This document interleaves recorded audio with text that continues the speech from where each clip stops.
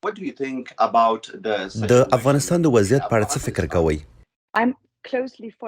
له تیرو لسو کلونو راهیسې د افغانستان وضعیت له نږدې څارم. کله چې طالبان د اګست په 15مه نیټه واک ته ورسېدل، هغوی خبري غونډه جوړه کړې وه او پکې ول چې د ښځو حقونو ته درناوی کوي، د رسنیو ازادۍ ته درناوی کوي. زه یو له هغو کسانو څخه وم چې په دې ژمنو مې نیوکه وکړه او یو شمېر نورو زیاته هیله درلوده چې دوی به په خپلو ژمنو ولاړ وي، ځکه د افغانستان خلک د دې حقونو حقدار دي او یو څه به ښه شي. خو د اتو میاشتو په تیریدو سره ګورو چې هغوی په خپلو ژمنو عمل نه دی کړی. په افغانستان کې د میرمنو او نجونو په شمول هغه کسان چې د طالبانو د ډلې څخه نه دي، وضعیت د خرابېدو په حال کې دي. زه په دې اړه زیاته اندېښمنه یم.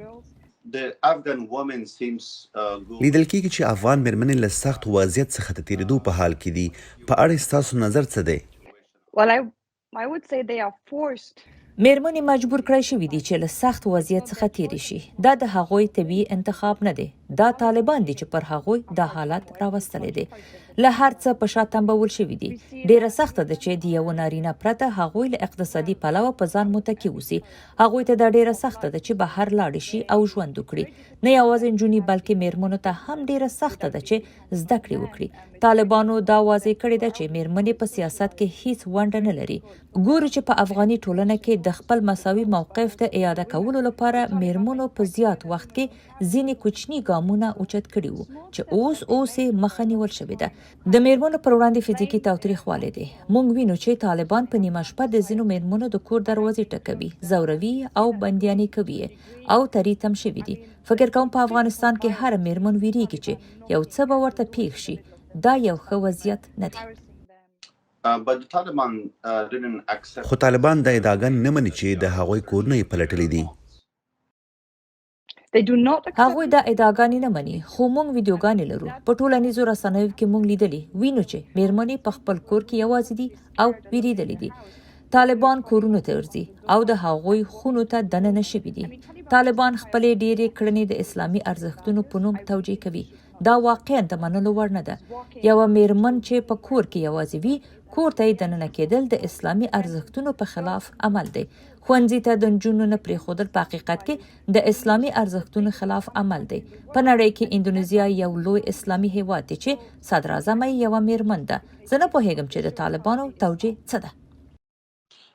What do you EU do to help? تاسو په تیره اروپایي پارلمان افغان میرمنو سره د مرستې لپاره څه کړي؟ په واقعیت کې هغه څه چې موږ افغان میرمنو لپاره کولای شو محدود دي. کله چې موږ په افغانستان کې وو، زموږ سرتیري لا هلته وو. د افغان میرمنو د وضعیت ښه کول یوه ننګونه وه. لا هم موږ هڅه کوو چې هغوی سره خپلې همدردي وښیو او ملاتړ یې وکړو. تاسو ته د مثال په توګه وایم، طالبانو له پیل څخه دا واضح کړی ده چې میرمنې به په سیاست کې هیڅ ونډه نه لري. له پیل څخه موږ ویلي دي چې دا نه منو. د ښځو په نړیواله ورځ کې موږ یو شمېر میرمنې رابللې وې چې د ښځو د مسایلو او د بشري مرستو په رسولو باندې خبرې وکړي. موږ اړ یو چې له طالبانو سره تعامل وکړو او افغانستان سره خپل ملاتړ ته دوام ورکړو. If the Taliban deny to give که طالبان په ټولنه کې میرمنو ته له حق ورکولو انکار ته دوام ورکړي، آیا اروپایي اتحادیه به له هغوی سره خپل تعامل ته دوام ورکړي؟ له طالبانو او افغانستان څخه به ملاتړ وکړي؟ دوه ډوله مختلف ملاتړ دی. یو بشري مرستې دي. بشري مرستې باید د دې لامل شي چې خلک له لوږې سره نه دي مخ. د بشري مرستو رسولو لپاره ټاکلي معیارونه شته او هغه خلک چې مستحق دي باید ورسره مرسته وشي. ټولو سیمو ته باید مرستې ورسول شي ترڅو خلک ورته لاسرسی ولري. موږ به خپلو مرستو ته دوام ورکړو ځکه نه غواړو چې په افغانستان کې څوک د لوږې له کبله مړه شي، ځکه زیات خلک اوس د لوږې سره مخ دي. بله مسله د پرمختیایي مرستو په نوم یادېږي چې اساساً په افغانستان کې د سیاسي بدلون او سیاسي اجنډا څخه ملاتړ کوي چې له بشري مرستو څخه جلا دي. دا ډیره واضح ده چې طالبان بدل شوي نه دي. موږ د هغه دولت ملاتړ نه کوو چې په بشپړه توګه د بشر او میرمنو حقونه له پامه وغورځوي. دا حالت به تر هغه دوام وکړي او په خپل ځای به وي ترڅو چې طالبان په خپل کړنو ژمنو عمل ونه کړي. آیا فکر کوئ اروپایي ټولنه په تیره لویدیځ هیوادونه طالبان د یو دولت په توګه په رسمیت به وپیژني؟ نه. What's the reason? دلیل یې څه دی؟ طالبان د افغان ولس استازي نه دي ترڅو پورې چې طالبانو د افغانستان د خلکو اړتیاوي ارزښتونه او هغه څه چې د افغانستان خلکو ته مهم دي په رسمیت نه وي پیژندلي زه فکر نه کوم چې هغوی د افغانستان د دولت په توګه په رسمیت وپیژندل شي. But including the European countries. خو اروپאי هیوادونو په شمول په تیره په ناروې کې غونډه وشوه. په وروستیو کې په چین کې د بیلابیلو هیوادونو استازو طالبانو سره لیدلي او طالبان فکر کوي چې دا په غیر مستقیمه توګه د هغوی په رسمیت پیژندل دي. We have a number of issues. د افغانانو د ساتنې په موخه مونږ یو لړ مسایل لرو لکه د بشري مرستو رسول دا ډاډ باید ترلاسه شي چې خلک کولی شي له افغانستان څخه بهر او دننه سفر کولی شي. مونږ باید ډاډه شو چې پر دې مسایلو باندې فشار راوړو او وکولی شو پر دې مسایلو کار ته دوام ورکړو. مونږ اړتیا لرو چې له طالبانو سره خبرې وکړو خو له یو چا سره خبرې کول په دې معنی نه دي چې مونږ هغوی ته مشروعیت ورکوو او د یو دولت په توګه په رسمیت پیژنو. Are you happy the Taliban? دا چې طالبان پر افغانستان واکمن شوي دي آیا تاسو راضي یاست؟ په افغانستان کې د اروپאי پارلمان تر ټولو لوی اندېښنه څه ده؟ Well, we recognize that the Taliban. مونږ په افغانستان کې طالبان ته د یوې ډلې د استازو په سترګه ګورو. هغوی یوازې د یوې کوچنۍ ډلې استازي دي.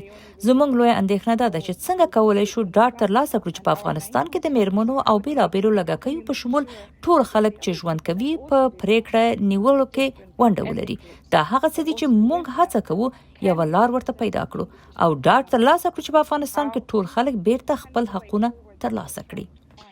Recently, the Taliban banned. په دې وروستیو کې له شپږم ټولګي پورته د نجونو پر ښوونځیو بندیز ولګېد. په دې اړه د اروپאי پارلمان غبرګون څه و؟ Parliament. So there was a promise that girls could go یوه back. ژمنه وه چې نجونې کولی شي د مارچ په 23مه نیټه بیرته ښوونځیو ته ولاړې شي او اروپایي اتحادیې هم ژمنه درلوده چې نجونې بیرته ښوونځیو ته ولاړې شي. دوی به د یونیسف ملاتړ کوي ترڅو د استادانو تنخواګانې ورکړي او هیڅ بهانه به نه وي ترڅو دا ډاډ ترلاسه کړو چې ټول زده کړو ته لاسرسی ولري. موږ ولیدل چې یو شمېر والدینو په سختۍ خپلو ماشومانو ته لباس واخیست او د ښوونځیو د اړتیا وړ توکي واخیستل خو هغوی ښوونځي ته د تلو مخه ونیوله او دا ډیره زړه ماتونکې وه چې د دغو نجونو مخه ونیول شوه. له دې کار سره طالبان وښوده چې په خپلو ژمنو عمل نه کوي. تېره اونۍ په اروپایي پارلمان کې موږ په دې اړه په عمومي غونډه کې بحث درلود او یوه پریکړه لیک مو هم صادر کړ چې پکې په واضح توګه له طالبانو غوښتل شوي دي چې په دې اړه اقدام وکړي او موږ تمه لرو څومره ژر چې کېږي نجونې بیرته ښوونځیو ته ولاړې شي.